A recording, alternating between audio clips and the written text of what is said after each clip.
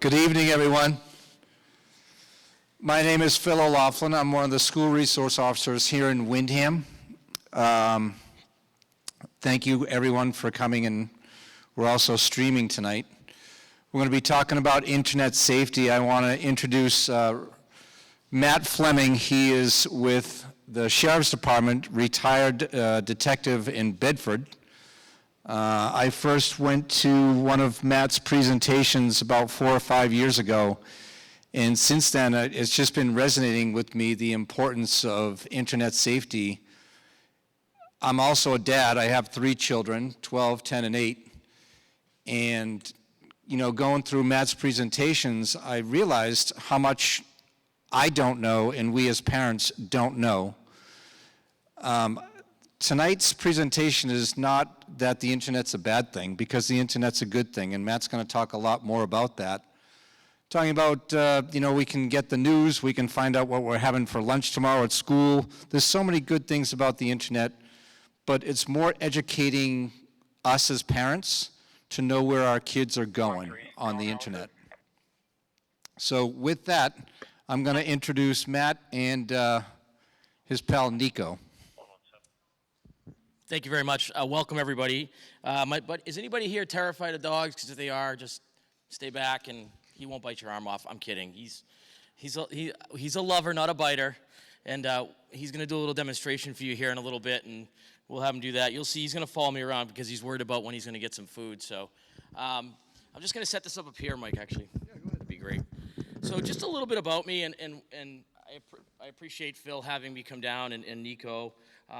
Currently, I have a little over 27 years in law enforcement. 23 years of my time was spent in conventional law enforcement, working for the town of Bedford in investigations. I did 15 years in detectives there, where I worked on internet crime, sex crime, and major crime investigations. That's where I got the bulk of my education and the work that we do. I'm currently the longest standing member of the Internet Crimes Against Children Task Force, and so when I retired a couple of years ago from Bedford, I transitioned over as what they call a TFO under the Sheriff's Office, specifically to assist agencies throughout the state of New Hampshire to set up search warrants and conduct investigations into internet crimes against children. That's what he does sometimes. I taught him how to lay on the floor and lick it. He's my comic relief every day. We'll talk a lot about him later. But I've been involved in just about every level of investigative services with regards to crimes against children and the type of investigation that we try to conduct in order to help not only stop it from happening, but also to get justice for families. And so when the Sheriff's Office hired me, it was specifically to be sent over as a TFO to ICAC.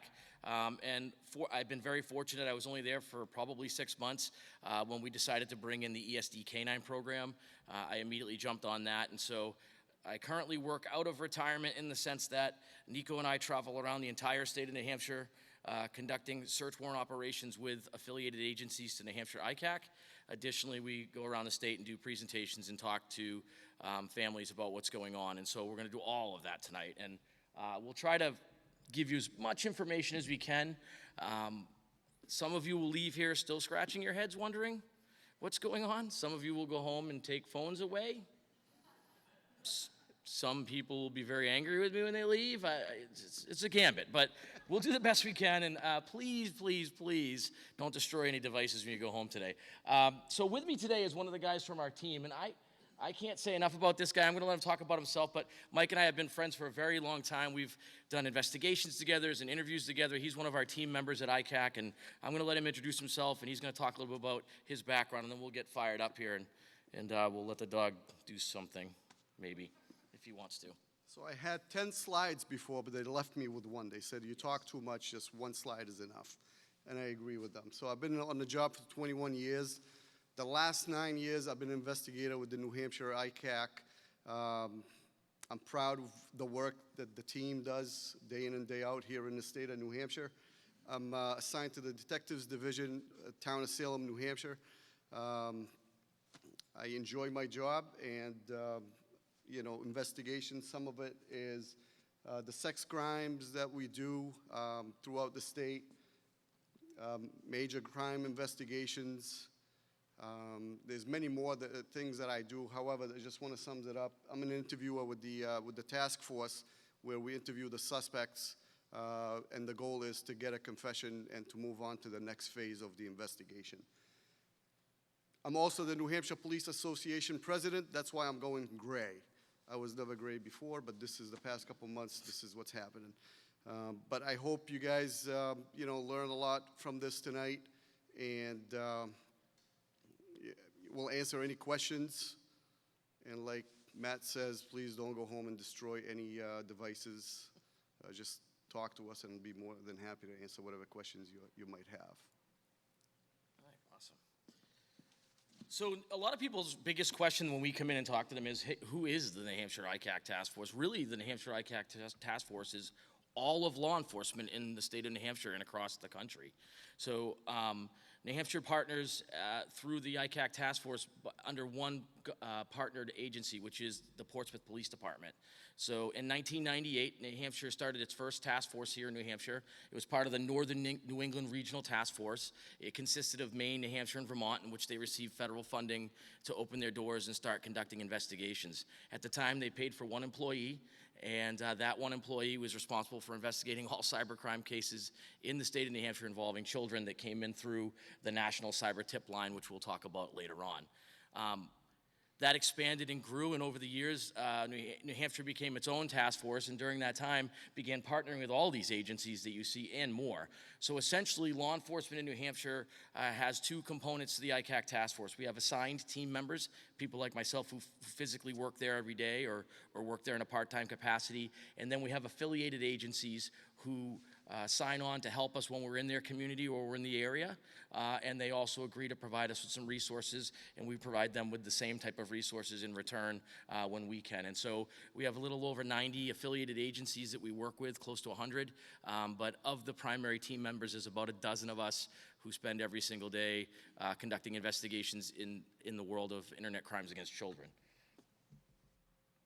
So our commander couldn't be here tonight. He does travel out and do these with us. We do about 55 presentations a year prior to COVID. Eric Kinsman is the commander out of Portsmouth right now, and so he leads that effort for New Hampshire to keep us an affiliated state of the 61 task forces which are pinpointed on that map. So what do we do? I mean, what is New Hampshire ICAC all about? Well, we provide law enforcement training to law enforcement within the state. So we teach investigators and we teach people who work in schools like SROs. We worked with the SROs all over the state of New Hampshire over the last 2 years to teach them about internet safety. And we also do very technical work, and so we train people to do computer forensics. We train people to conduct online investigations. We teach people how to conduct interview and interrogation, all in the purpose of eliminating or stopping the exploitation of children on the internet. And so it's a very important task, and it requires us to spend a significant amount of time teaching and educating, and we do that every day. We also conduct proactive investigations, so that means that we do have people who get out there on the internet and just like you'd see Chris Hansen do on the news, conduct online chat investigations on a regular basis. In fact, Nashua Police currently has a TFO assigned to Homeland Security who's probably the best in the state of New Hampshire at that, and has been doing online computer chat investigations and identifying multiple targets just about every month that are looking to meet up and exploit children in person, which is pretty horrific, but is fantastic work.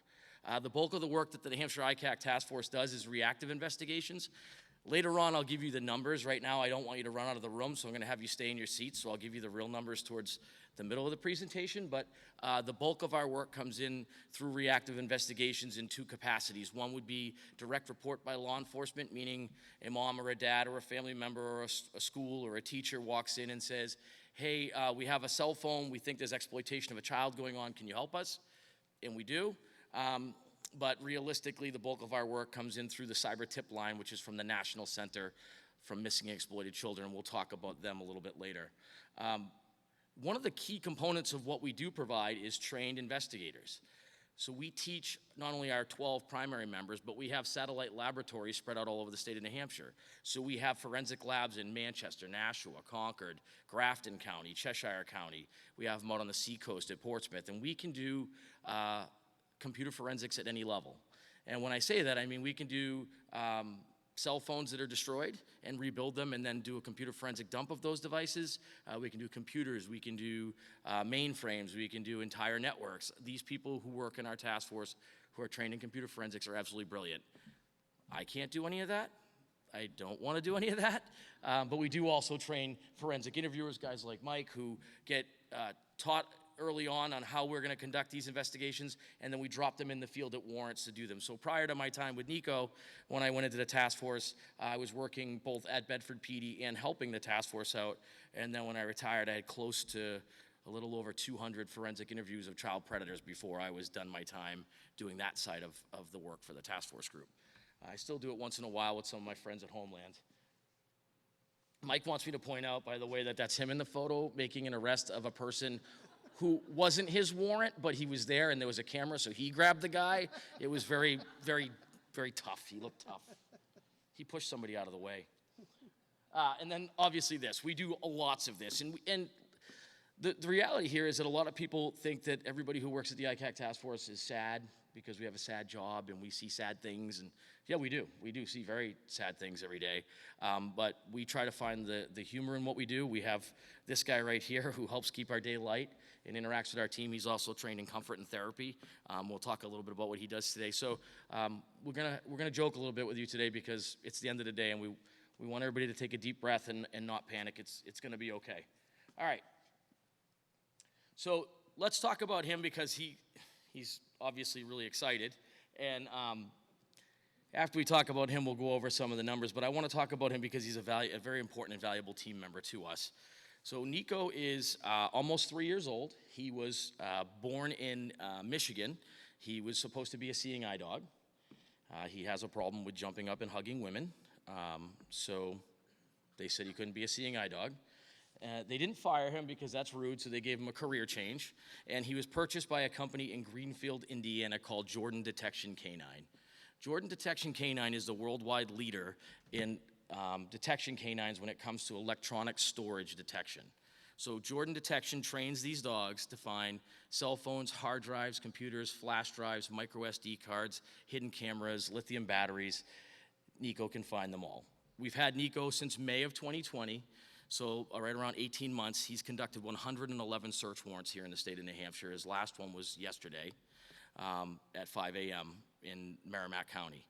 And he's also trained in comfort and therapy, which makes him a fantastic teammate for the people we work with. But more importantly, when he's deployed into the field, should we come in contact with a minor who's being exploited, we're able to allow Nico to interact with that child, help provide comfort, and give some therapy to that child, and at the same time sort of help them bridge the gap between what's happening inside their home and what's happened to them as a person. So we're lucky to have him. He's been involved in the live rescue of children along with some other cases that we're not allowed to talk about right now. He has worked in other states. He's about to travel back out to Indiana for 2 weeks for some additional training. There are only there are currently 59 dogs in the country that can do what he can do. He's the only one here in the state of New Hampshire, and that's why he and I travel around everywhere. He's not owned by the Sheriff's Department. He is owned by the New Hampshire Internet Crimes Against Children Task Force. So if you're wondering if you can buy one like Nico, the price tag is $11,000, and I'm sure they'll sell you one. But he's a food reward dog, so he doesn't get cookies, treats, or snacks. All of his work is done by getting fed by hand. He gets roughly 3 cups of food every day. So he worked a little bit this morning so that he could get some food in him. He never eats at the same time. He never eats the same way. So this morning I worked him in a different capacity so that he wouldn't do the same things twice in a row. And he can be deployed into houses, cars, fields. He can find stuff in small amounts of water. He's a very talented dog. He can find the hidden cameras, which he has done in a couple of cases for us. So what I do typically with him on a daily basis is I feed him at different times of the night and day.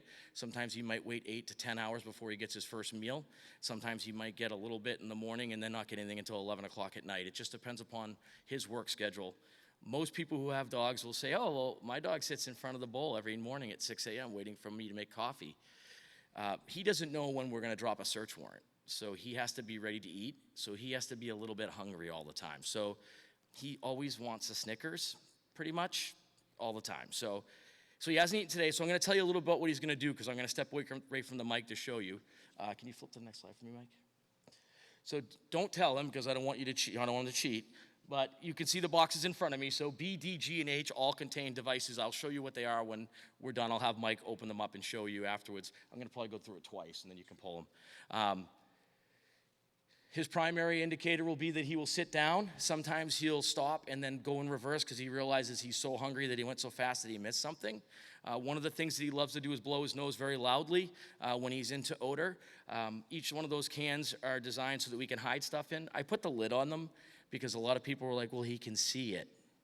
Well, odor dogs don't care if they can see it. They just smell it. But he's trained to put his nose against those small spaces. And so when we typically deploy him, it's inside of a home. We've already rendered the home safe. We've checked for illegal narcotics or things that could harm him. And so when I put him to work, you'll see he's going to change. He's going to get very excited, and he's going to set up right beside me. So let's see if we can get him to do something. We'll see if he wakes up.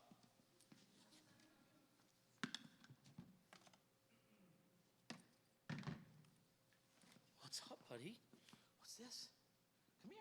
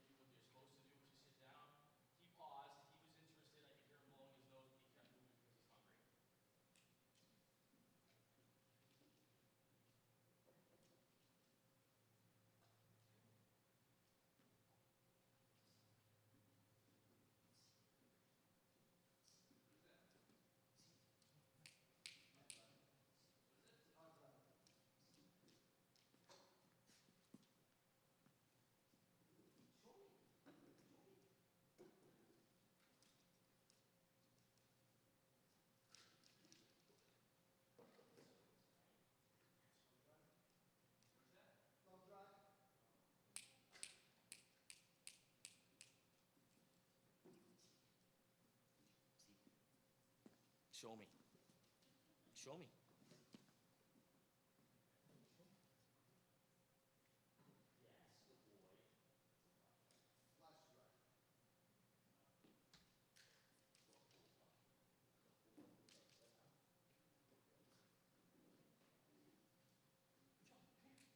Come here. Here. Come here.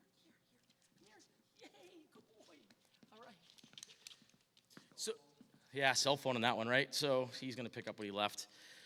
It's having these, isn't it great? Yeah, good job, buddy. Nice work, pal. You can go back and take a nap. You want to look at my hand? Good boy. So a lot of people don't understand, sort of, just to recap, because I know I was off mic there, but you see, you know what boxes they're in. He doesn't know what boxes they're in. And there are things that these dogs do that we get trained to watch for. And one of those things is knowing that when he stops or looks, like you see he sat down at D. He kind of wanted to sit at D. He knew something was there. I went and redirected him back, and then he came down here and sat at one that he already smelled. He's like, oh, I want to sit here. And really what teaching him is teaching him to go at my pace. But he's a fantastic dog. He's checking all the bins to see if he left any food behind, which is what he does. So he's pretty famous here in New Hampshire. Like Nico and I have pretty much adopted the model that we hunt the evil that people pretend doesn't exist. The reason that we say that is because the problem going on throughout the country, and it's not just New Hampshire, it's everywhere, is that families aren't taking the time to come to public events like these to realize what's really happening. And they're not taking the time to talk to their kids about the dangers that exist on the internet. Those are the people that we hunt, and those are the people that we are trying to stop from exploiting our children. And so that's what we're going to talk about today. Nico, come. So you don't get to go home, buddy, just because you're done. Come here. All right, so currently, you can keep doing them as we go, Mike. Sure. So currently in the United States, it's estimated there's about 500,000 online predators in any given moment. That's going on, right? And they're active, right? So they're targeting kids between 12 and 15. We're giving kids cell phones at 10. Thank you, buddy. Here, you can have your leash. We're giving kids cell phones at 10. Some families are giving cell phones at 8, right? They're targeting them at 10 and 15, 12 and 15. So we have to start changing our mindset about how we're going to educate children and talk a little bit more about when we have to start having these tough conversations about how to protect yourselves and the types of information you should share. I mean, in some of these conversations that we are having with kids and adults is really stuff that they need to understand because it's going to protect them not just in child exploitation, but in life later on and understanding the value of what they should and shouldn't put on the internet and why that could impact their future. So I want to share with you just a little bit about the types of cases we're seeing, and Mike will be jumping into a little bit here, but I want you to understand what New Hampshire is intaking and what we're tracking for cases, and then we're going to go into things. I also want you to understand that you will not see anything today that will get me indicted, meaning I'm not going to show you any material that's illegal. I'm not going to show you anything that's inappropriate. It's all very relevant, but it is, hard to process. There's really no other way to put it. What's going on with the internet is tough right now, and so please understand that we recognize that. If you're uncomfortable with it, I won't be offended if you walk out. A lot of people have walked out in front of me, but at the same time, just understand that it's really what's happening. I want you to get a good grasp of what's going on here in the state of New Hampshire and across the country. You're also welcome at any time to take pictures of him today. I meant to mention that before. He's probably just going to lay back down again because he's bored. All right, go ahead, Mike. So one of the categories that we track at the ICAC task force, and really is the largest category of what we're finding, is possession of what we refer to as CSAM, which is child sexual abuse material. However, there's a lot of other stuff in the child exploitation world that we're seeing. Really, that's the buying, the possessing, it's the control over that type of material, which is being traded openly on the internet by online predators after they've gained access to child imagery. Those are items that are shown there are all items that were found by Nico in some capacity. I just used those to be an example. So if you look in the top left corner, that's not a quarter, that's actually a nickel. But the one on the right with the quarter, that is a 64 gigabyte flash drive that was in a panda bear costume that was in the home of a minor that we were investigating. Actually, you were involved in that case. And the lower left one is an arrow pointing to a 64 gigabyte flash micro SD card that was hidden inside of a home air purifier in the home of an offender recording children. So we use ESD K9s in a lot of capacity. Nico's able to deploy in those environments and find them for us. But possession is what we're finding the most of. The reason we find possession the most is because once people gain access to that material, the obvious thing is that they want to keep it. So.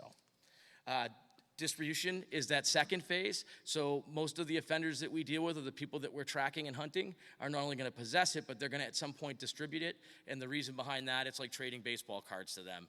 Once I have it, I need to trade it to others so I can get stuff that I don't have because what I have has gotten boring to me, or I want different material or some other category. So they distribute it. And if you can see like this, can you just go back one? I'm sorry. On the distribution side, we do find computer systems like that. Full mainframes, multiple monitors, multiple computers. The largest take, I think, was in a home. We took 54 devices out and 1 million images and videos out of a home. So that does happen, and that was done with our local task force group and also Homeland Security.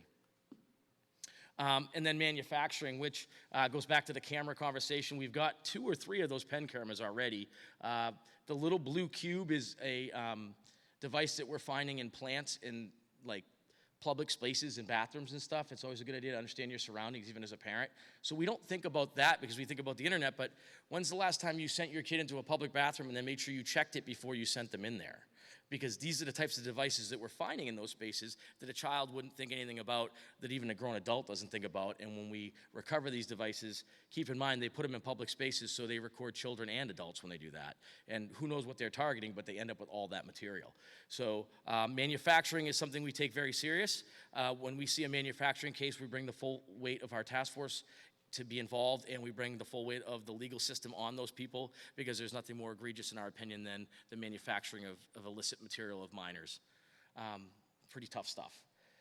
Internet travelers, which I mentioned before, and if you keep going, they'll pop in. So internet travelers are still, that's the Chris Hansen stuff. We do see that here in New Hampshire. As I mentioned before, we have several times a month, we'll have new targets that will pop up on our radar that meet undercover investigators at different locations, typically hotels, parks, or malls, thinking that they're meeting with a minor so that they can engage in some sort of a relationship with them, whether it's sexual or not.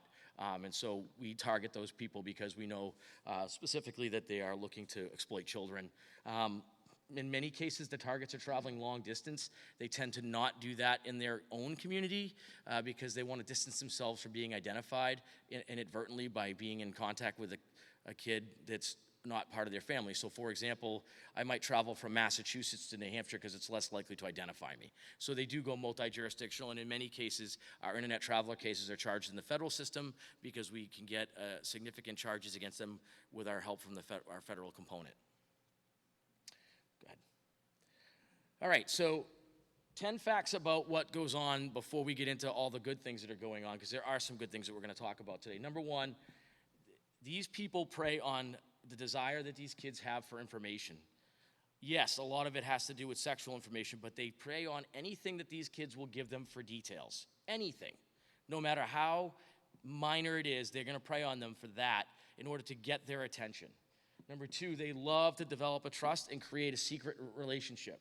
Most of the kids who end up getting flagged by our ICAC task force either get flagged because the communication was flagged by the service provider, or the family member intercepted it, and then there's the side of it that the child doesn't tell until the relationship reaches an unbearable point in which they have to notify their parents, who call law enforcement. And they are really good at what they do in keeping these kids and keeping it secret.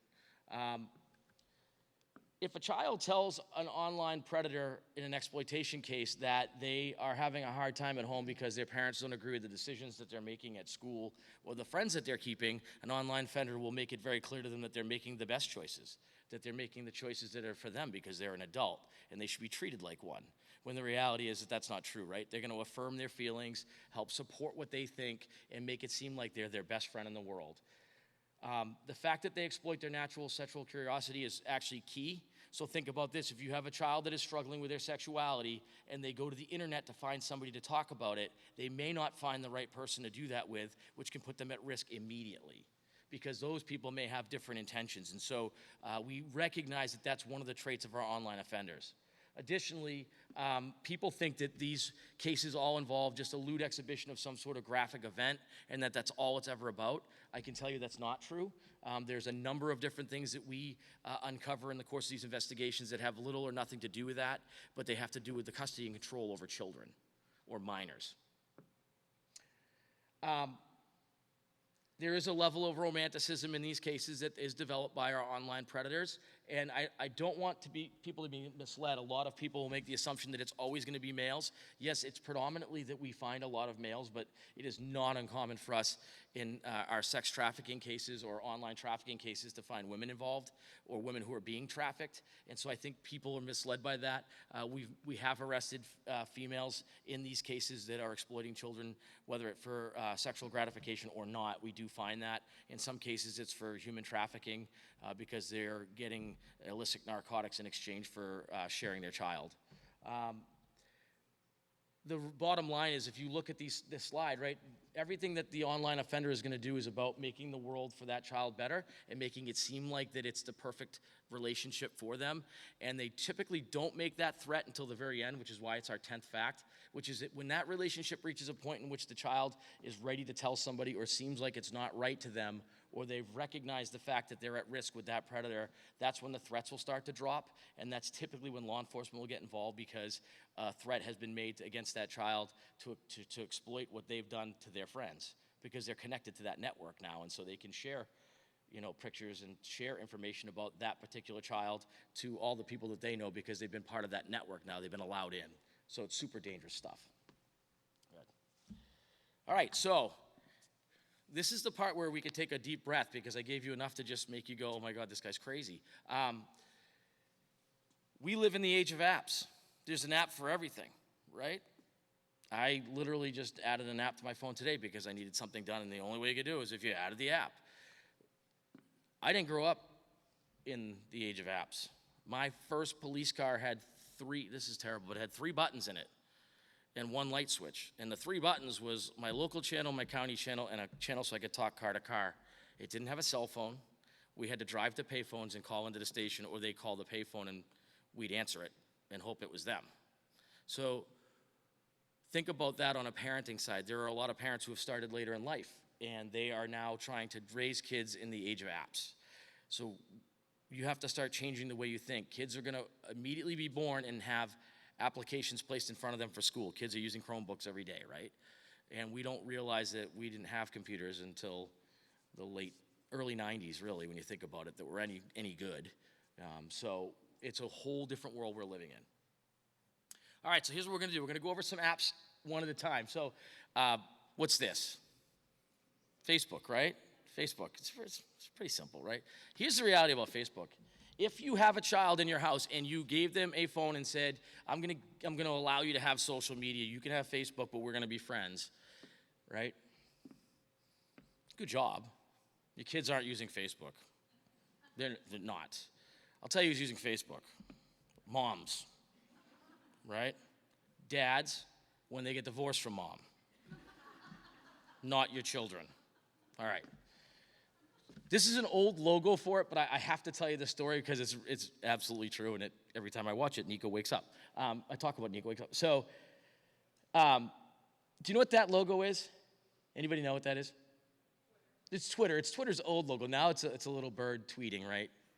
I did this presentation in North Country one time, and I put this up, and I said, hey, does anybody know what this is? And so people were raising their hands, and there's this guy in the back row who was really excited and like jumping out of his seat, which to me is a huge indicator that I should call on you because you're going to do something stupid. So you should probably remember that for later. And I call on him, and he goes, I know exactly what it is. He goes, the one to the left of it is Facebook, and the one to the right I just saw the other day because I was out making a purchase, and they have it there.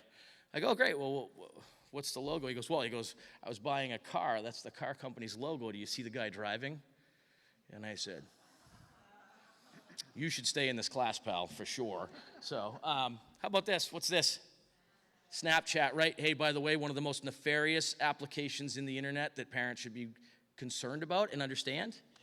Go ahead. Instagram, right? Okay. How many people in here, just a curiosity, some of you won't raise your hands because you're afraid I'll call on you now because I said that before, but how many people have their kids using YouTube? My kids did when they were younger, right? A lot of your gamers, right? You got kids who game, in-game action, record it, show it, right? They have an Elgato gaming recording device. Great place to meet kids. We'll talk about that later. How about this one go back. Slow down, buddy. I know, you're hungry. I get some kibble if you want it. What's the one on the far right bottom? Now that's the Facebook your kids are on. Highly sexualized content, not a lot of parents, tons of internet predators. It's spelled TUMBLR. They had a huge problem for a while, and it was because they were allowing people to, in their chat messages, to post links to significantly graphic child sex abuse material or just inappropriate imagery. And so Tumblr partnered with law enforcement and shut all that stuff down. They did a nice job. We haven't had a lot of Tumblr complaints in a while, but we still have a lot of online predators communicating with kids and then going offline to another application to chat. You're up. What we got? How about this one? Anybody know what this is? If you say kick, you'd win. It's kick. If you say keek, you should stay. Kick used to be a company based out of Alberta, Canada. They are now based out of California. When they were in Canada, it was a nightmare because they wouldn't always honor U.S. process, but they flooded the Department of Homeland Security with all their complaints, and the federal agents in our office loved that. But They were the largest source of all online complaints against internet crimes against children complaints that our task force had over like a 5-year window, and they were nationally for that matter. They have since reopened. The company that was in California, in Canada, is now a Bitcoin or cryptocurrency company. Kik is just a wireless platform that you can jump onto. So kids don't need a cell phone. They can do it on an iPad. They can do it on their old cell phone. They can do it on any electronic device that connects to a Wi-Fi network and not have a phone bill. So these are things you have to think about, right? So how about Pinterest? I know the moms in here know this. If the dads know this, it's fine. I get it. It's your wife's, right? But Pinterest is a place that we have people posting news groups and boards looking to exploit children. And then they share the board. So that does happen. Any of the call apps, any of them, whether it's WhatsApp, Callyo, all of them are out there, right? How about this? Anybody know what that is? Discord. Discord gaming platforms, right? So here's what I always tell parents. Online offenders don't go to predator.com to talk to kids, right? When we were little, they went to Disney, right? So now they go on the internet because they don't have to travel to it. So they go into the gaming platforms like Discord, and they can have communication with minors because you got sick of listening to them do live action games where they're shooting at each other, so you made your kids put your headphones on so you can cook and watch the news, and they can play in the living room, and because they're playing in the living room, you're all set. That's not how it works. These Discord reports to us all the time. They flag illicit material and conversations from minors through the gaming platforms. TikTok, not even gonna say another word. YOLO, which is owned by the parent company, Snapchat, also operates similarly. How about the last thing? Anybody know what that is? Don't say calculator, that'd be really silly. Yeah, so you've sat through a class before. That is called the SpyCalc. SpyCalc is a free download in the Google Play Store. It's a free download in all your app stores. When you set it up, if you set up whatever you want for a code, so if I want my code to be AC, the plus symbol, and then the minus symbol, it opens a vault up of hidden pictures, text messages, videos, and chats that I can conceal from my parents. Spoiler alert for kids, I'm going to tell your parents how to find it. So if you were to happen to go into your child's phone and go into their installed applications and settings, you will see the listed apps that are in there because that particular app doesn't show up on your screen as, hey, this is a spy calculator. It just shows up as a calculator. My son is grown up now, but he was terrible at math. I would believe that he would need 6 calculators in order to do math, but if he had one on his phone, I wouldn't buy it. So you should be looking for that stuff in the installed applications to see what the names of the apps are, because sometimes the name of the app on the screen doesn't match what it's actually doing, and you have to look that up. So here's an example of that. Anybody know what this is? Who said Omegle? You're an informed parent. All right, so Omegle, right? Omegle is also one of those applications. It's terrifying. I know. Try being my child. Ah, there you go. So Omegle is really something that we want to talk about because it's another one of those apps you can go on, you can video chat, you can text to chat, you can talk, but it's a great example. So I started looking at applications online and saying, what could I tell a parent in order to help them arm themselves? So I said, well, most parents should probably Google an application before they give it to a kid and see if the internet can give them some insight into what they did. So I Googled Omegle, and this is what I got. Want to pull this up, Mike? Thanks, buddy. So Omegle is a great way to meet new friends. When you use Omegle, we pick someone else at random and let you talk one-on-one. To help stay safe, chats are anonymous unless you tell someone who you are, not suggested. And you can stop a chat at any time. Predators have been known to use Omegle, so please be careful. How many 12 and 14-year-old boys, especially, who lack attention to detail, are going to go onto Google and read the warning label before they install the app and start chatting? None of them. None of them. So the reason I say that is that parents have to go on and look at applications before they allow kids to install those apps to understand the gravity of what the applications do. Some of the applications provide location services and alert other users when you're nearby. Some apps track you in real time. Other apps pirate data from your device. So some apps are tied to your photos and you don't realize it and you're sharing it into a cloud. So it's important that you read through the warning label as a parent. Very important. But that being said, I think it's really great that we talk about the positives. So I'm going to let Mike talk a little bit about the positives here today because I like to be the negative guy. So, Mike, want to go over the positives? Ready? Go back. Slow down. Slow down, buddy. There you go. You're up. You can do it. I'll do the cover. There you go. So the one thing that we didn't have on here, it's probably going to be added is, I'm sure you guys are familiar with the gaming system Roblox. I have right now a couple of active cases in Salem involving Roblox. Just use caution when your kids are on the game. So the positive of the internet, obviously we connect with people, we look up stuff. You know, you have the whole internet things on your phone. You look up the weather, you look up the news. So all kinds of stuff, this is all positive. But we talked about the negative stuff that we really need to be cautious about because it could take us down to a path where we can't return, where it's unsafe. Online education, you know, if the kids are on the school, you know, educational stuff that they're doing for school, this is all positive stuff, but you always have to be, as parents and adults, informed of what your kids are doing, because that's really important. You know, the other thing is the internet people, the whole world, they're making money, a lot of money, and then they want you to pay for it, obviously, but the thing is, you're paying for the services, but your kids are getting in trouble because of what you're paying for, and we understand that.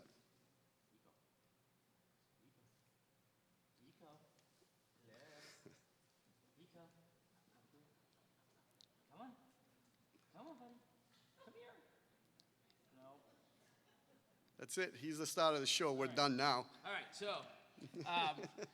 so this is where the negatives start up, and I want to talk about that. He's roaming. If anybody doesn't like dogs, please tell me. I'll come get him. I mean, how do you not love him? He's just licking the floor. Oh, Nico. Come here. No, he likes this guy. What do you got in your pocket? Cell phone? Ah. Can we see what's on it? No? All right, so here's where this gets really unique, right? So I mentioned this before, and I want you to think about this. When we were kids, most of you had the most uncomfortable, awkwardest, weirdest conversation with your parents in passing, usually in a hallway somewhere, because they never really wanted to talk about this, about you're making good choices with boys and girls, right? Like, you know what that's all about. And then when we realized schools could teach it, we just signed a little letter and let some poor teacher explain to your kids how all this stuff works. The internet provides kids with the great opportunity to access information that's hard to talk about. It's a powerful tool. But think about it this way. When we ask kids to do that, when we allow kids to do that, to have the awkward conversations that we don't want to have as parents, they might not be getting it from the right source. So if a child goes to an adult pornographic website to learn about sexual education, they may not learn what it's really all about at home, right? They may not. Additionally, when I mentioned before about struggling with sexuality and not understanding feelings or lifestyles or relationships, they might get misled by the wrong person using the internet for that information.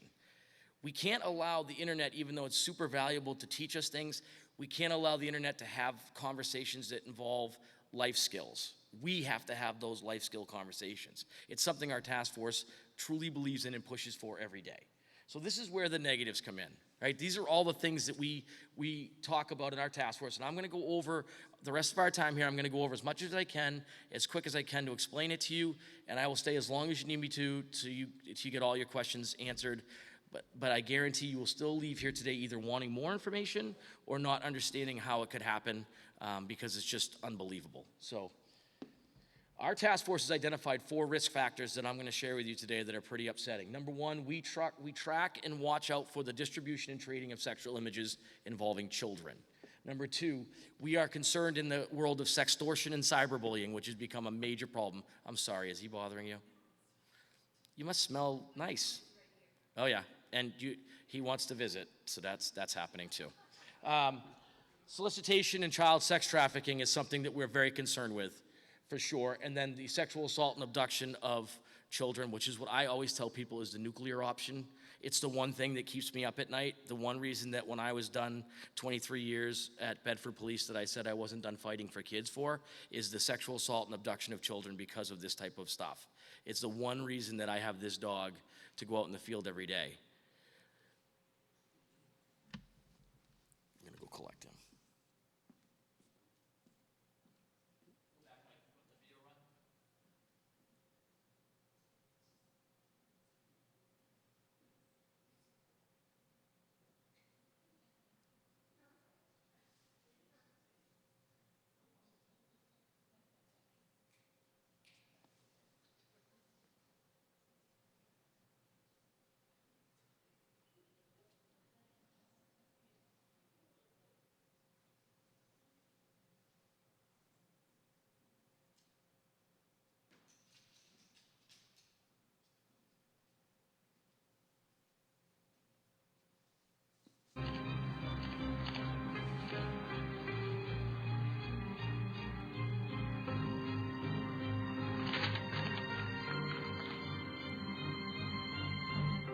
Once you post your image online, you can't take it back. Anyone can see it. Family, friends, anyone. Remember, think before you post. So that video is an example of why it's important we talk about the distribution of imagery. It doesn't matter what the picture was. You know, we get plenty of complaints about kids being cyberbullied because of an image that they posted, and it has nothing to do with being sexually explicit. That video shows exactly what happens when you put something up there and you don't restrict who's going to see that. And at the end, they have a creepy guy, obviously, that gets that, and he's looking at it, and now he has it. But it's a great way for people to understand that kids don't think about what they're posting, and parents don't say, hey, you shouldn't post that, because most of the time, parents are doing the same things in front of their kids. I always say, if you're having a party with your friends and you're posting all these crazy photos of your friends doing stupid things because they're adults, your kids are watching you do that. They're the same kids watching you not wear your seatbelt, text while you drive, and speed, right? So, and someone will always say, don't tell your father, or don't tell your mother. Well, that's the problem, right? It's the message that we're delivering as parents. So they started doing some studies on this stuff, and they started talking to kids, and they found that 76% of the kids were like a little bit concerned about what they were posting, and they knew it could have a negative impact, but they still hit the send button and posted it. Which means that they are more concerned about fitting in and being recognized socially than they are about the impact later in life. Think about it this way, right? They're not thinking beyond the moment. They're just thinking in the moment. And in the moment, they want to be liked. How many times have you seen people check their phone 100 times to see if something that they posted was liked? That's what they do. People want to be recognized, and so they look to see how many likes they get. And if it doesn't get enough, a lot of kids pull it down because it wasn't a valuable enough piece of content, which is a concerning thought. So here's some of the ways that this could start. Like, number one, I see this all the time on devices when we're conducting investigations. Someone will say, well, if you just send me a pic, I won't show anyone. Right. So for those of us who have teenage kids, my kids are grown up now, but right. So here's how this works. If a boy and a girl come into this agreement, or a girl and a girl, or a boy and a boy, whatever the relationship is, I can tell you that there's one thing that I've seen, especially when it involves boys and girls. The boys will show everybody the picture they got. Everybody. Girls don't show anyone till you piss them off. Then they show everybody. So this doesn't work. This theory doesn't work. If you send it, I'll delete it after. So the kids thought, oh, I could use Snapchat to do that, because at least I'll know if we screenshot it or if it was shared. But now what kids are doing is they're doing one-to-one, so they hold up one device and record it with another, and then when it disappears off the screen, they still have it. So that's not working. Or they're saving it up to a cloud, and that's what's going on. And so there's a number of ways that's going to happen. And then, of course, the classic, if you send me one, I'll send you one, which how do you really even know if the person that's sending you a picture is who they say they are, right? But these are happening every day in high schools and middle schools all over the country. So what you have to do is talk to your kids about being wary about what they share. It isn't about just the non-sexually charged content. It's about any content. Online predators don't need a sexual photo from you the first time they chat. They need communication with you to start a virtual relationship. They can get to where they need to be by having regular conversations with you. They know that. The people that we hunt after are very good at their trade craft. We wouldn't have jobs if they weren't. So you have to talk to kids about being aware of what they share. It starts at home with moms and dads being careful about what they post. Go ahead. So what does that spin? So when images get out there, images start spinning into cyberbullying and sextortion problems. Why? Because once there's images available, now we can do what we want with them. We can sextort somebody, we can cyberbully somebody, we can force somebody to take their own life because of it. It's horrific. Absolutely horrific. It's one of the categories we worry the most about when it comes to just parents not talking to their kids about sharing material on the internet. So it starts with understanding sexting, right? So I don't think a lot of people understand it, because it's not something that they really think about much. But the reality is that they started talking to kids because kids are very informed about this stuff. They know more about it than we do. And some of the kids will tell you that, yes, it's definitely about sending nude pictures or posting images, but they'll talk to you about how many have actually done it, how many times they've received it. Statistically, across the country, it's about 2.5% of the kids who are like 12 to 15 are doing this, and only 7% will tell you that they received one, which I'll be honest, I think kids are all playing that a little down because I think they're afraid to be honest in some of the studies and polls that they're doing. But the reality is that they're admitting that it's going on, so it is taking place. Additionally, why do they do it, right? Well, they're doing it for a lot of things. One, it's about a boyfriend or girlfriend, or it's looking to fit in, or it's looking to have the recognition that they want from other kids. Sexting is a huge problem at the high school level. Big problem, because there are legal ramifications in the state system that kids don't understand. For example, a lot of people don't realize that if a boy or girl who is 16 years of age, who can legally give consent to engage in a sexual act, cannot have a relationship, a virtual one, where there's sexually explicit content being traded with somebody 18. So let's say you have an 18-year-old boy or girl dating a 16-year-old boy or girl, and they start trading pictures. The 18-year-old boy or girl has committed the crime of certain uses of computer services prohibited, a Class B felony in the state of New Hampshire, punishable of registering as a sex offender, because they had illicit communication with a minor, even though they're engaged in a legal sexual relationship. So that means that mom and dads have to say to their kids, what are you doing with your phones, and talk about the importance of that. Keep going, buddy. I talked about that. Hi, Zach. Here's another video from my special guy. I can't believe we haven't talked all day. I wish you went to my school or a little closer so we could finally meet. Hey, kiddo. Dinner in an hour. Don't spend too long on the phone. Okay,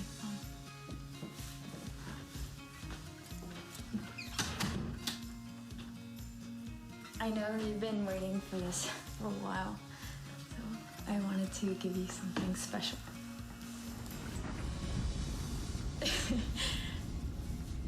Is this okay?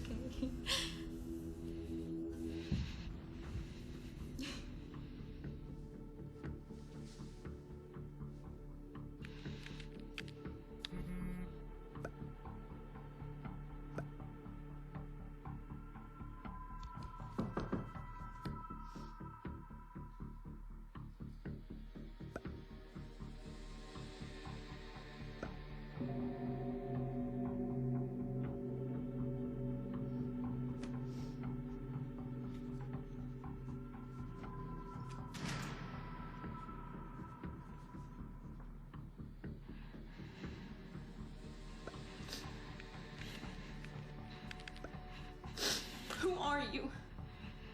Why are you doing this?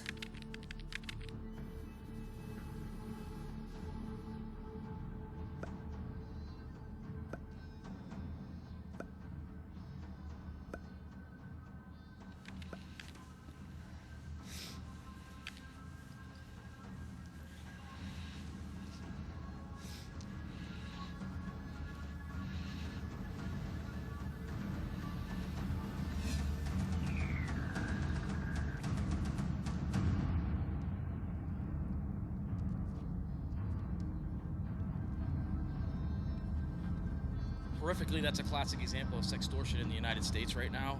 It's very common in every state. We see cases like that every single day. I always take away at the very end, you saw the guy click and drop a video into a folder.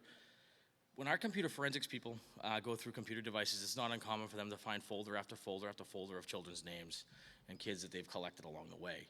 This is why it's important we talk to kids about what they be careful what they share. We talk about the use of devices in the rooms that they use them in, and we also talk to them about what they share. Because that relationship, as you saw, didn't start like that. It evolved into that, and that's what we're worried about every day with kids.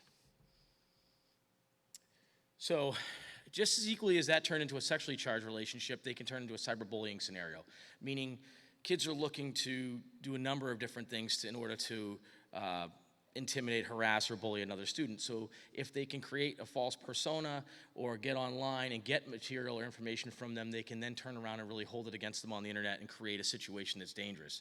So it's everything that you see here, right? It's sending mean texts, it's photoshopping pictures and creating fake profiles of a person that they want to pick on. It's the fight videos and the gossip spreading on the internet. It can become quite hostile. Think about some of the Facebook groups that moms and dads go on to, mostly moms, like I said before, and you look and you see a conversation pop up and then the streaming thread of arguments that take place. It's the same thing with kids in their environment. So if these kids get into a Snapchat group and they start talking, it can become a pretty violent event for one of the kids because it's unmonitored by parents. It's a private group for kids, and they're sharing information about other students, and they're belittling or badgering them and creating an awful situation for them. So here's some things that you can do to recognize that. Number one, when you see a kid that's not using their phone, you know you got a problem, right? They're not asking for it. They don't want to go on it. Yeah, we got a problem.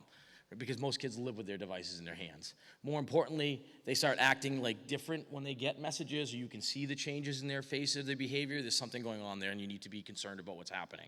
Additionally, you want to make sure you're checking those devices. I always tell parents, I'll tell you what I did with my kids at prison camp Fleming, as I was recalled many times. At 9 o'clock every night, the devices, early years 9 o'clock, later years 9:30 or 10, the devices landed on the kitchen counter, and I knew all the passcodes. Now, I didn't go through them every night, but I did go through them when I thought something was going on.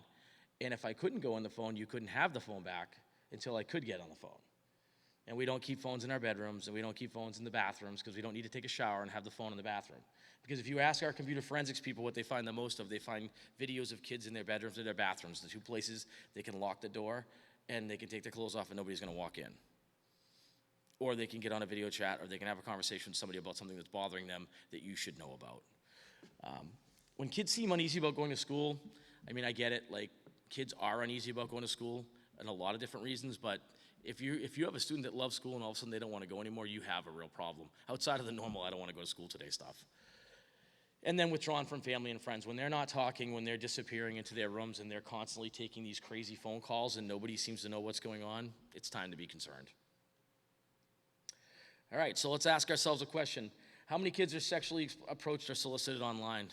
Well, if you were to look at the U.S. Department of Justice numbers, which is where these came from, they would tell you that kids ages 10 to 17, it's going to happen 1 in 5, 10 to 17 are going to get solicited, which is horrific, right?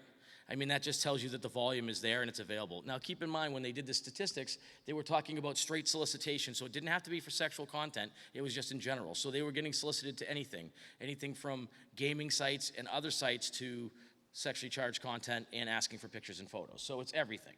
But how does all this stuff happen, right? Like, where does it all begin? Well, it's simple. Most occur on social networking sites, which is why we have to be more vigilant in how we talk to our kids about what sites they need to be on and why they need to have that particular app. If they can't provide you a really good reason for that, it's time to have a longer conversation about why they want that app then. But most of that happens that way, and most of it will happen with the older teens on the social networking sites because they just are more engaged with the devices to do that. The younger kids are using more of the Snapchat stuff and just doing one-to-one communication. Most teens are going to be solicited by their peers, right? They're just going to ask for pictures, they're going to talk about stuff they shouldn't talk about, and they're going to push each other as far as they can because they're teenage kids. If we had this technology when we were kids, we would be doing the same thing. So we have to recognize that there's a side of this that's going to be part of the natural growth of a minor, but at the same time looking out for the evil that exists within, right? The people that we pretend don't exist, the one I talked about before, the one that's going to act like they're your kid's age but they're not, or they're going to be involved in your kid's life because they coach your kid but they're posing as somebody else. Those are the people we're worried about that we have to teach our kids about. And most kids aren't bothered by the general solicitation. It's just part of their daily life. They get asks and questions about that stuff all the time. So how does it happen? And I've had the unfortunate privilege, as I said before, to talk to a couple hundred of these people, and we learn a lot from them. They teach us a lot of different things. Number one, online offenders love to exploit the natural curiosity of kids. We talked about that. So if you're curious about a topic, I'm going to help you figure that out. I'm going to help work through that problem with you, and I'm going to become the best friend in your life. They will start introducing images, and it will turn to an explicit image because they have a goal, right? Their tradecraft has taught them that they have to get that, but they need to take their time to do it, and so they're going to look for those kids to do that with. When they use the adult status to control the child, it's really about the nurturing and parenting of that kid. That's what they're doing it for. They want to help bring that kid into their world so they don't look at it as a sexual act or as a deviant behavior. I think that a lot of people are misled when they think that when we talk to these people that there's a level of deviance here that's all they're seeking, and it's really not the case. We spend a lot of time talking to these people, and their intentions and motives are pretty unique each time, but most of them will tell you that they get very offended when you talk to them about sexual acts involving children or minors because that's not how they look at it. It's about love of kids and the love that they've developed with kids and how much they want to show them that they love them. And so they get very upset with us when we talk about being a violent or graphic sexual act. They love to send gifts. They do. They send gifts, they collect gifts. They love to send things to kids like cell phones so that they can communicate with them when you take their cell phone away. So here's some other signs of grooming and things that you can look for at home. First and foremost, I think when I think about this stuff, I always think about the phone usage again and how much a kid wants to use their device and how much they are using it when you are around as opposed to how much they're taking it and taking off with it. So those things start to happen quickly because in a grooming scenario, they're going to have conversations with the online offender and they're going to want to do that without you present. And so they're going to try to sneak that time in. And we get a lot of conversations with parents, unfortunately, when these things happen that say, hey, our kid was disappearing a lot with the phone just before this happened and now it makes sense. I feel kind of stupid. And we always tell them don't because it happens every day. But they do start to receive gifts in the mail. We see it in two ways. Sometimes they will send stuff to kids through a neighbor, so they'll mail it to your neighbor's house, and the kids will pick it up there. Or they ask when you get the mail every day, and they will make sure it's sent to you so they can get your physical address. Another way that they love to do it is create a drop site, and this gives them a geolocation as to where the kid lives. So they say, hey, do you live near a park? What park do you live near? I can leave a bag for you, and I'll have a phone for you, or I'll have money for you, or I bought you a Christmas gift, or I have a gaming console for you. So that's always a concern when kids start receiving gifts, especially if you don't know who the gift came from. That's concerning. Or if a kid gives you a weird story, you should be concerned and check it out. Don't forget that our online offenders know that parents ask questions, so they will give a kid a side story like, hey, if your mom and dad ask how you got 2 tickets to the Fisher Cats or 4 tickets to the Fisher Cats game, just tell them that you won them at school in a raffle. I mean, they're gonna do that kind of stuff. Trust me, they do. They're very good at their tradecraft. And then also the calling from unknown numbers and rejecting family members are a big part of it. You should be checking your phone bills. You should be. You should be looking at them to see what's going on. One of the big key things you can do is look at that device and see what time of night and day it's being most active. If you're getting phone calls at 2 p.m. at your house on your kid's cell phone, why? Who are they talking to at 2 a.m.? So, and then obviously getting it set up online. The minimizing the screen when you look is really just a trade that the parents have learned at work, and their kids have picked up on it too.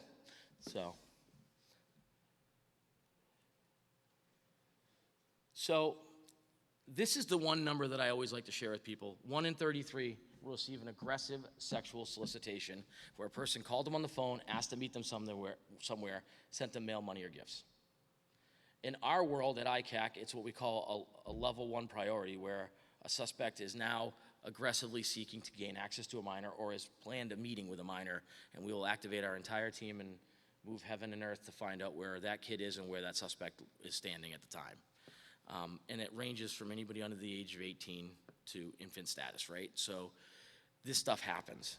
We can go online right now and we can buy crazy items that were through online resources that were provided to kids and then photographed. For example, when online offenders get into this world, one of the things they love to do is boast about it, so they'll videotape and photograph and keep some of this material, and then they'll trade it. Like children's underwear that they collected from a child, or imagery of a child in lingerie that they mailed to them that the kid has for proof of life. And so all of this stuff is things that you can go online, that we can go into like the dark web and purchase on a daily basis. We used to be able to do it on some of the open source stuff like Backpage and Craigslist, but they've started policing that stuff and they don't sell it there anymore, thank goodness. So 50 to 70% of our online offenders have placed their hands on a child. That's the reality. Someone under the age of 18 has been in contact with an online predator. 50 to 70% of them have touched them. If the material at the time of the execution of the search warrant by our team, statistically speaking, if the material the offender is looking at involves children under the age of 1, it's over 90% that they've actually placed their hands on a child, which is even more stunning and upsetting, right? But it's the reality of what's going on, and depending upon what study you read, that's where you'll find a lot of this stuff. One of the things that we do with our task force now is that when we conduct investigations with online offenders, at the end of it all, we offer them a tactical polygraph to validate their story, to see if they've actually been a touch offender, which is important for us. We want to make sure that everybody's safe. So why don't they tell us? Here's the sad truth. Kids don't tell their parents what's going on. Why? Because when we gave them a cell phone or an electronic device, we said, if you screw up with this, I'm taking it away from you, and you're grounded for the rest of your life. I know, I said it. And also because every time they do something dumb at the house, we have a very bad look on our face. It looks like we're going to kill them. And there's a lot of tears involved, and we're angry. And so they're afraid to tell you that they're involved in that relationship. It can have a catastrophic outcome if you don't learn to shut that mechanism off as a parent and learn to accept the fact that they're going to make terrible choices because you made terrible choices when you were a kid. But you have to make it so that they're willing to come and tell you when they're in a bad situation or there's something wrong. Because if you don't, you could end up in the nuclear option that we talk about. I walked out the front door and found that the boogeyman is real, and he lives on the web. I know. I met him on the evening of January 1st, 2002. He came for a 13-year-old girl, for a sex slave.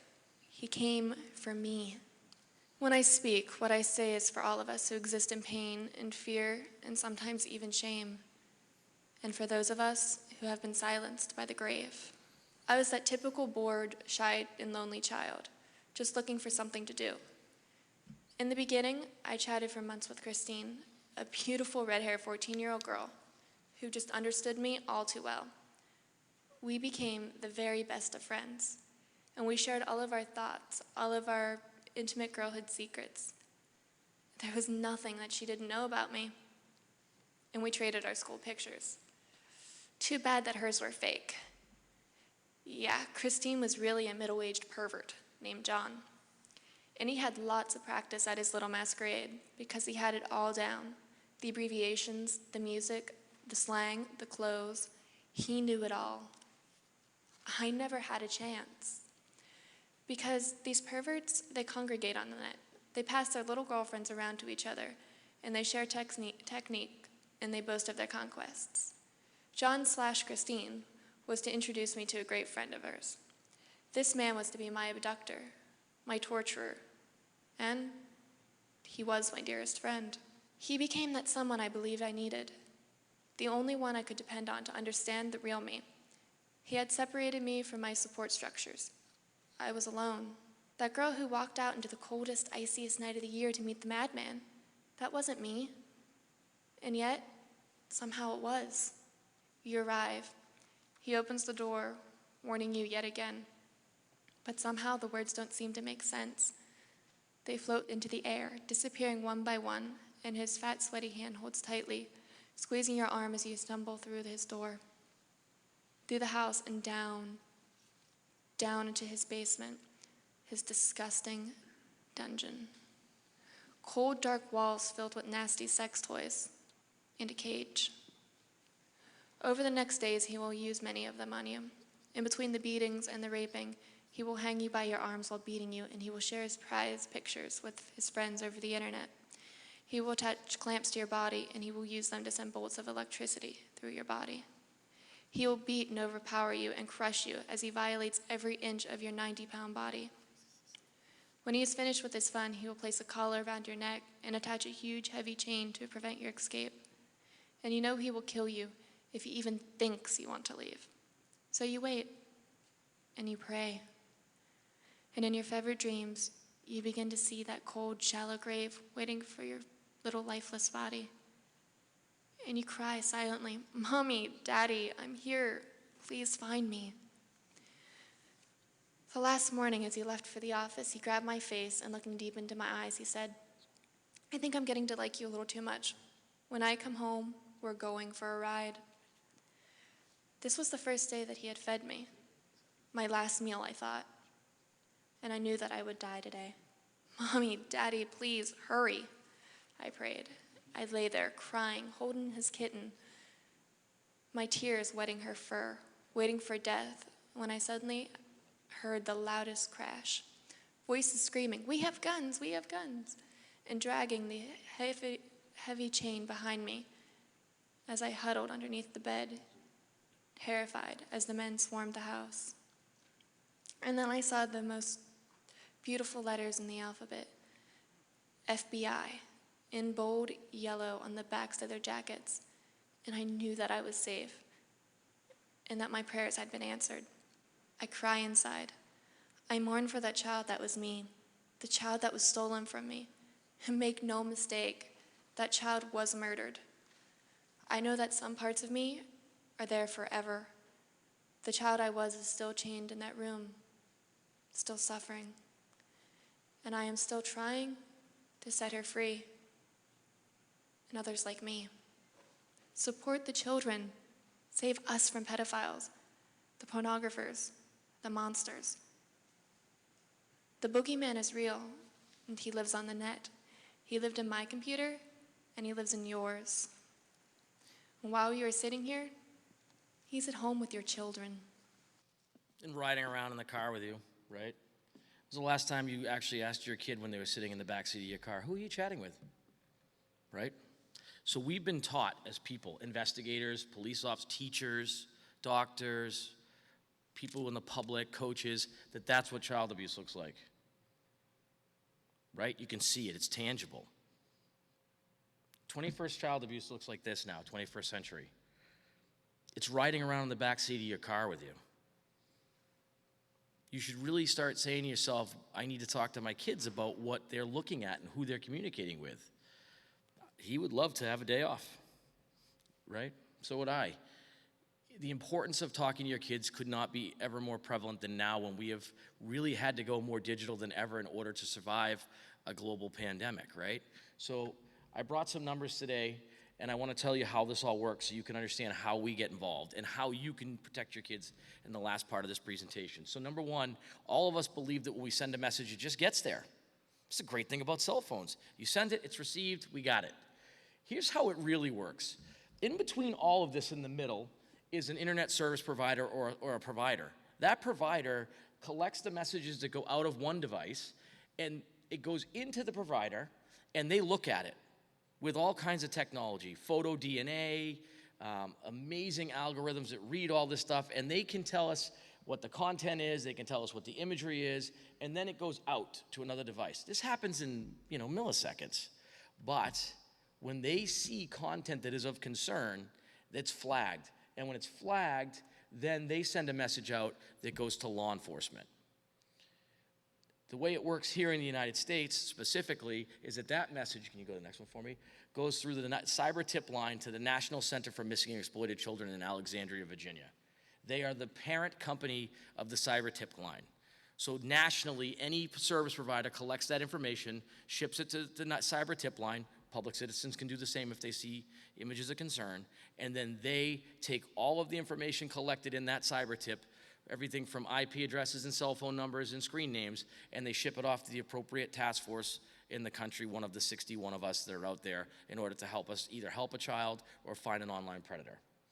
So prior to the COVID-19 pandemic, the state of New Hampshire ICAC task force, which again was really managed by about 12 of us full-time, the rest was all with the assistance of others, was getting somewhere about 60 a month. When the pandemic hit, we had 200 plus. In one of the months, we got 250 cyber tips for 12 of us to figure out where the children at risk were. 250 in one of the months. Since then, we've actually accepted the fact that we have a new normal. We get about 80 to 100 a month. Last week on Tuesday, we got 43 cyber tips from Facebook in one day. So we were asked, is the problem worse here in the state of New Hampshire or across the country? No, it's the same. The issue is that when we started asking people to stay home, which was the right thing to do, but when we asked people to stay home, we were allowing online predators to be able to use devices unrestricted from a boss or a private network that's monitoring them. They were able to not have to look over their shoulder anymore and do what they want to do when they're home alone. For kids, we increased the volume of using the internet, and so now we've put online predators who are not being watched and increased the volume of children using the internet and created the perfect recipe for online predators to interact with minors. That's what happened. And so currently, our task force got these recent statistics the other day from a window of 2019 to 2020. So I'll just give you kind of a rundown. So the 21 million is what I talked about. That's the baseline of what we do. Possession, manufacture, distribution, that's pretty standard for us. Look at the jump from 16 to 21. If you look at child sex tourism, for those of you who don't know, that's people who travel to other countries to engage in sexual acts. We track that because they come back to the US with the images or videos, in some cases with the children. That went up is 300. Child sex trafficking, that's the selling of kids on the internet, that increased. Obviously, we know what the next category is, right? How about down at the bottom, unsolicited obscene matters sent to children? It went up almost 2,000 in that window. So these are of concern to us. One of the worst is online enticement. So that's your online predators looking to chat with a minor. From 19,000 to 37,000 in a year. It's time to ask who your kids are talking to on their phone when they're in the car and in the yard and in their room or in the bathroom, because this problem has little or nothing to do with the internet and everything to do with a parent's and family members' ability to have a conversation with their kids and to teach them the appropriateness of being a good digital citizen and understanding what they have to do to protect themselves. Go ahead, Mike. So what does that mean for us? Our ICAC task force, hit it again, has been executing 2 to 3 search warrants a week here in New Hampshire. So that means 2 to 3 times a week we activate an entire team of people, state, local, federal, and county. We bring this dog out and we raid a home somewhere in the state of New Hampshire. This week, fortunately, only 2. Last week, 4 in 3 days. So it happens. It just happens when you're sleeping or when you're not home, or maybe you hear rumblings about something down the street but don't know what it is. We move quickly, quietly, and we protect children so we don't talk about it publicly very often. Go ahead. Should go, there you go. One of the things that we do, we're getting there, so I promise we won't keep you here late. One of the things that we do is we, just go back 1 second, Mike, I just want to tell them, what you do, fast-fingered that thing, slow down. People ask us this all the time, when we collect images, do we work towards identifying children that have never been identified? We do. There are a lot of kids who have provided material to online predators and never told anybody. So those images got sent out and they went into the world of the internet, and then nobody ever knew it. And so the cyber tip line, the people at NECMEC in Alexandria help us with that. And so since 2011, they've been working on that. So they've received 82 million reports. They've reviewed 322 million images or videos. And then on top of that, they've been able to identify 19,100 kids because of it. So every time we conduct an investigation, we take every single image we have and we send it to CVIP to make sure that everybody in there has been identified, and if they haven't, to make sure they get identified at some point in their lives. So we do have victims that are in their 30s now that come in and testify and say, that was me when I was 5. That was me when I was 6. As they get notified every time their image is found. And you can just put them all up for me. This really goes and circles back to everything we were talking about today, and Mike's going to add a couple things as well. Number one, there you go, buddy. Wow. He's hungry. There you go. Here's what you can do if you, in a nutshell, for your kids. Number one, you need to talk to them about thinking about what they're sharing, and it requires you to do the same. So you set the trend with them. Number two, ask them when they post that picture, what will you think about that later in life? The greatest example I ever saw a parent give was they actually took some really awkward old photos of themselves from high school and put them out on the table and showed their kids, and they're like, oh, I can't believe that, and they laughed and picked on them, and they said, this is what the internet's gonna do with you if you post something today. And so it's just something to think about what that information will mean later in your life. I always tell kids, hey, if you send it, you own it. They'll take it down, right? People take stuff down right away. Too late. So there was a website company called Anonymous IB, which really stood for Anonymous Image Board. They were shut down. I think they were shut down twice already. They were hosting pages. And on the page, you could put your high school logo. And then on that high school logo underneath it, you could put a name of a kid you knew and a picture you had of them, an inappropriate picture of them. And they were, high schools all over the state were asking them to take it down, and people were asking them to take it down. And the company was based overseas, and they said, nope, not doing it. And these were photos of teenage boys and girls that never expected other people to see them, that were shared publicly by people that they thought they trusted and loved. So do your homework as parents. Look at the websites, look at the apps, and ask yourself if it's appropriate for your kid at that age. And then test it out. Like, you have to be prepared to fail. Like, I talk about this all the time. I have all the apps that my kids had when they were younger. It's a little different now, they're in their 20s. But when they were younger, I did all the things they did. I used to play video games with my son. I hated playing video games with my son because he cheats and he gloats. When I played, and it was important to play with him because I got to understand the language, and I got to understand what he was doing and who he was talking to, and it was a world that we could connect in. So you have to be willing to do that. Instead of saying you're too busy, you have to get involved in their world. Their world is a digital world and full of applications. They're not going to have to move from the couch to do half the things in their lives. Communicate with your family. I can't say this enough. My favorite commercial of all time is it's Verizon or one of those companies where everybody's sitting around the table and they're just texting each other, and there's like a big meal going on. That's what we're doing, right? That's the world we've gotten into, and we really need to break that barrier and start having conversations. Now, you have to pick your time and location for those conversations, but you need to start talking one-on-one and put the phones down. A lot of people do it though, right? I used to coach high school sports, and I used to say, well, parents never were terrible because they never complained to my face. They always sent an email or a text, but never call or see you in person. That was too scary for them. But it was easy to send a message, right? So we have to teach kids that we have to learn to have interpersonal skills to deal with conflict. Learn to navigate. If you're not good at it, get on and start practicing. Get on and play a video game. Lose a little. They think it's great. They love it. They love it when you post stuff with them, right? Then make it awkward for them. Go on and post stuff that kids drive them nuts. Like, my wife and I will do weird things, and we'll post it, and my daughter will be like, don't do that. That's terrible. You look awful. I would just want you to know what it's like if you do it. So, are you bored, Nico? And then the most important thing I want to share with you is to trust your instincts. You know when something's wrong. You absolutely know. Don't convince yourself nothing's wrong or you'll deal with it tomorrow. Deal with it today. The internet moves too fast. If you have to have our 12-member team show up at your house in the middle of the night, it will be the worst day of your life. And more importantly, this isn't just about kids being solicited. This is about kids not making the best choices and having it change their lives. What if they're the kid who shares a message not thinking anything about it, when it's, even though they're being innocent, they didn't realize that what they're doing is committing a crime or causing somebody else to want to consider taking their own lives because they helped push some cyberbullying message along to their friends. You have to talk to them now before it's too late. Mike wanted to add a couple things, and I'm going to put some information up. I just want to talk about the investigative part of these types of cases. They do take a long time.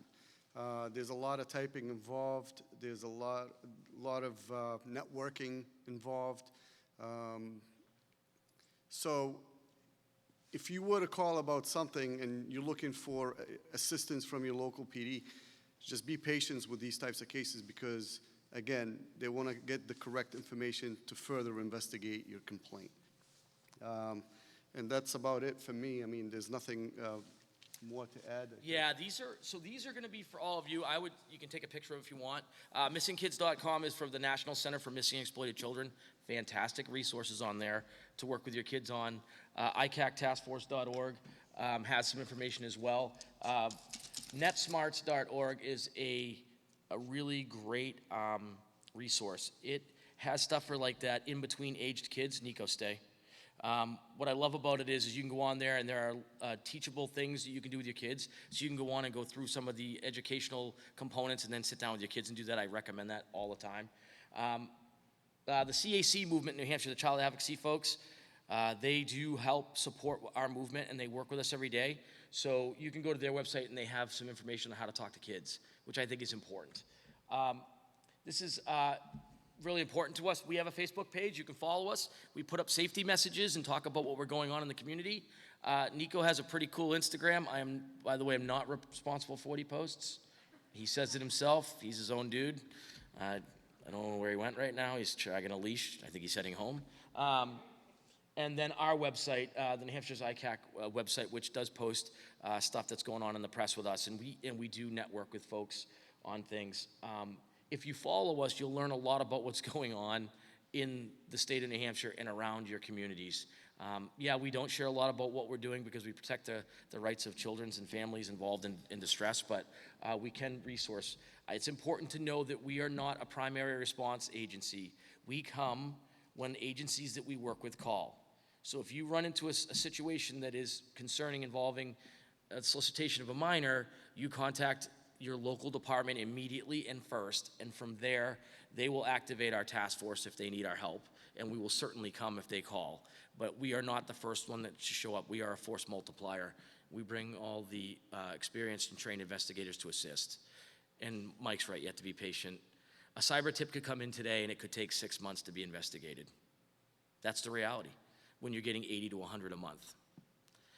Our average budget in the state of New Hampshire, we have very great support from the state, but it's like a little over $500,000 a year that we get, and then we get $260,000+ a year from the federal side. So we're operating well under $1 million a year to knock down all those cyber tips and to check on kids. So be patient. We do the best we can. Here's my contact info. If I can ever do anything for you, you can email me is the best way because my phone just never stops ringing. And Lieutenant Kinsman, the task force commander, will always come out and talk to groups as well. If you have any questions, what we'll do is we'll stick around and people can either come up to the mic if you want to, that's fine, or if not, you can certainly head home because it's getting late. If you want pictures with the dog, I'll bring him over and you can have group photos, whatever. I don't know what he's doing right now. Is he out back? Where did he go, Phil? Is he out back? He left. He's over by Derek. Okay, it's fine. He's safe over there, I think so. Any questions that anybody wants to ask in front of the group? It's okay. No one ever wants to ask anything. I wouldn't. Yes, of course you do.